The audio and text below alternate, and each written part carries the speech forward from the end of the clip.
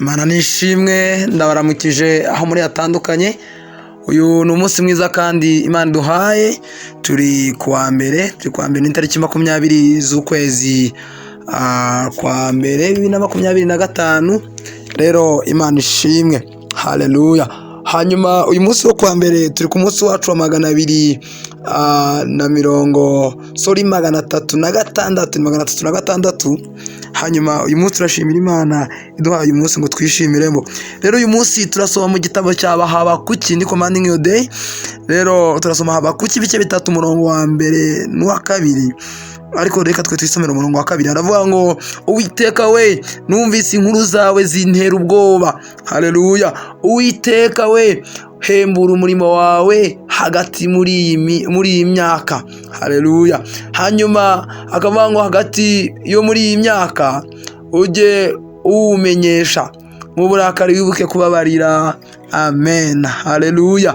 Ngaya magambo tugomba gusengeraho muri kino gitondo tubyuka tujya muri shughuli zitandukanye.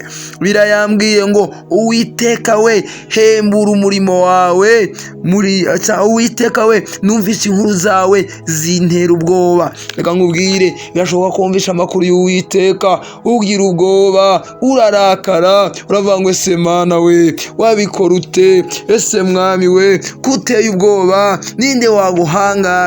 Izina ry'Uwiteka rihabwa icyubahiro mu izina rya Yesu. Nawe rero uravuga ngo Uwiteka we, ngo hembura umurimo wawe muri twe hagati muri iyi myaka, Mwami Imana yacu ujye utumenyesha mu izina rya Yesu. Reka iryo rikubera isengesho, ubwira Imana ngo Mana, n'icyo ukeneye ko nkora muri kino gitondo, Mwami, maguhembuka, maguhagarara, magugenda mu nzira zawe, inzira ziboneye, inzira zimeze uko ushaka mu izina rya Yesu.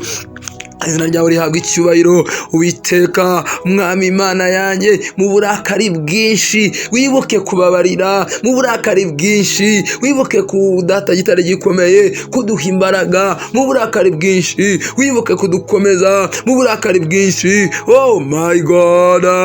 Rababashana rababa, ngaho yihamagare, yibwire, irakumva, irakugirira neza, iragufungurira imiryango. Ngaho yitakire, ni Imana igira neza, ni Imana ifungura imiryango. Yibwire nawe igufungurire, ni Imana ifite imbaraga, yibwire nawe iguhe kugira neza kwayo. Haleluya. Urabikwiriye Mwami, yuko data w'itare gikomeye duhemuye, yuko Mwami utubabariye hagati muri iyi myaka, mu burakari bwinshi bwawe data utanze imbabazi, wibutse kubabarira, wibuke data w'itare gikomeye ibambe ryawe, kuko uri umunyebambe, kuko uri Mwami ugira neza.